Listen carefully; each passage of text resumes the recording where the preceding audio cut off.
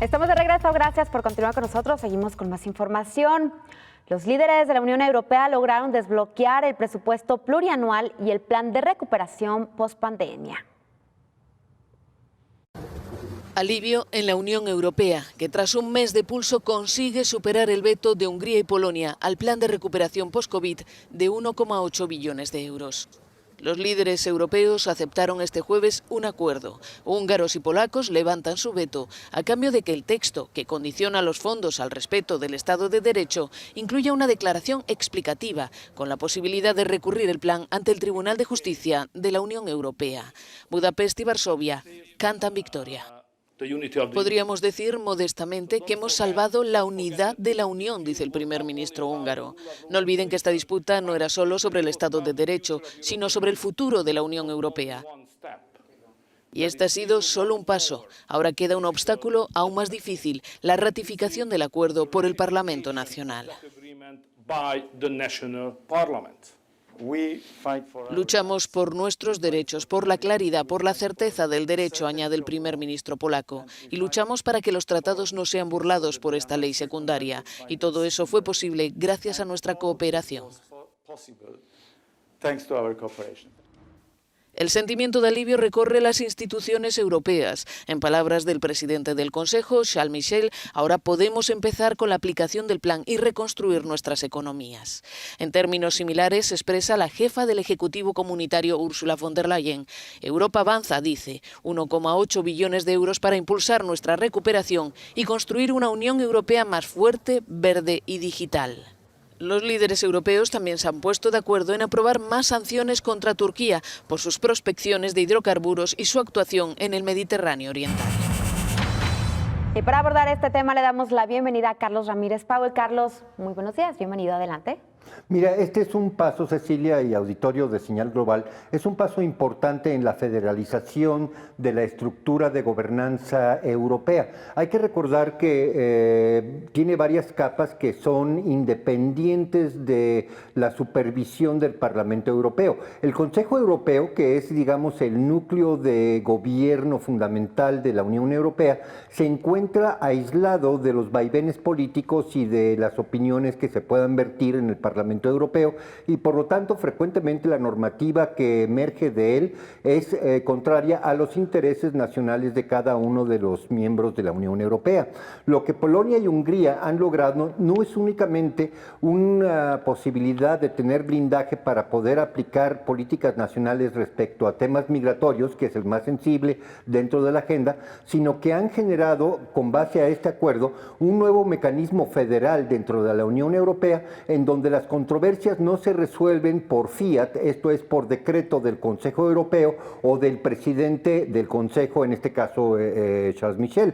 No, ahora se triangula a través de la Suprema Corte de Justicia Europea. Este es un dato fundamental para entender que en la conformación de la Unión Europea todavía hay lo que se llama discrepancias entre lo que significa ser un país federado autónomo frente a un país federado con soberanía. Y esta es la esencia de lo que sucedió a lo largo del pulso que duró más de 30 días entre Polonia, Hungría y el resto de la Unión Europea. Básicamente el derecho de la autodeterminación política a través de su parlamento, a través de la legislación local polaca y húngara, para poder defenderse de lo que son en su momento decretazos del Consejo Europeo. Lo que Hungría y Polonia han logrado es balancear de una manera distinta la toma de decisiones y sobre todo alargarlas en el tiempo. ¿Por qué? Porque todo el 2021 Polonia y Hungría quedan blindadas en contra de determinaciones del Ejecutivo de la Unión Europea, le hace el Consejo,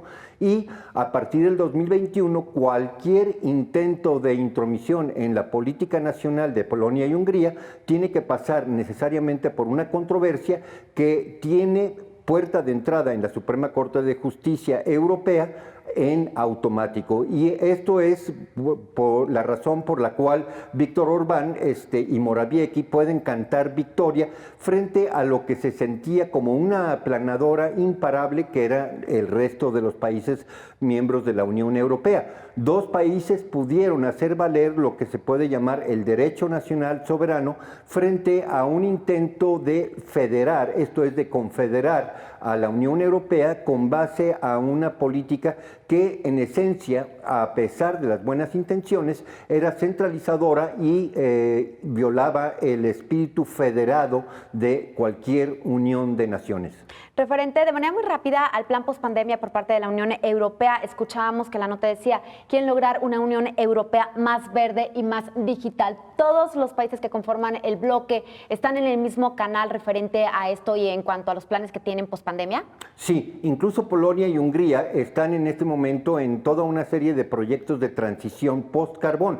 Muy señaladamente Polonia, que depende mucho más desde el punto de vista energético en las termoeléctricas generadas con antracita y demás compuestos de carbón, están buscando pasar a una generación de energía mucho más verde, basada en ciclo combinado de gas natural más las renovables de costumbre. Esta transición, por supuesto, implica un flujo de recursos importantísimo. Hay que recordar que 1.8 billones de euros, billones con B labial, es un paquete de dinero a lo largo de 7 años importantísimo para estimular la economía de toda la Unión Europea.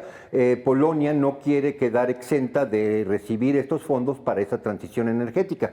En cuanto a la transición digital, bueno, pues esta es inevitable, sin embargo, una vez más el interés nacional va a ser interés revisar cómo es protegido por cada uno de los participantes, puesto que la señal 5G, que se supone que es el siguiente paso hacia la digitalización total del sistema de comunicación europeo, pues obviamente tiene aristas muy sensibles.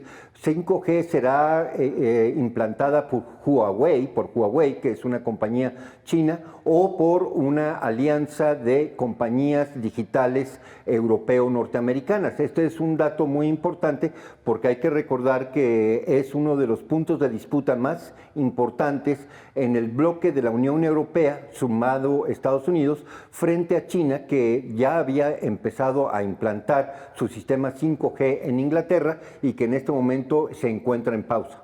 Carlos, estamos viendo similitud lo que está sucediendo en la Unión Europea con lo que ocurre en los Estados Unidos, que temas muy importantes están pasando a la Corte Suprema.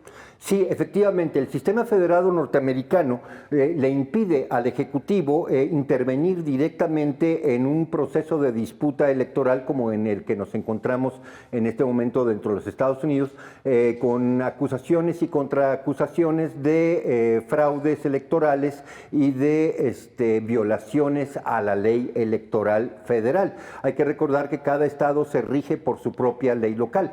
Aquí entra una disputa de 18 estados con Texas al frente, en donde dicen que sus intereses electorales han sido vulnerados, puesto que los famosos estados péndulo, Pensilvania, Michigan, Georgia, Wisconsin, cambiaron su proceso electoral por decreto del Ejecutivo estatal y no a través de una legislación de los parlamentos locales, de la Cámara de Representantes de Pensilvania, de la Cámara de Representantes de Michigan. Por lo tanto, esta disputa se va a la Suprema Corte.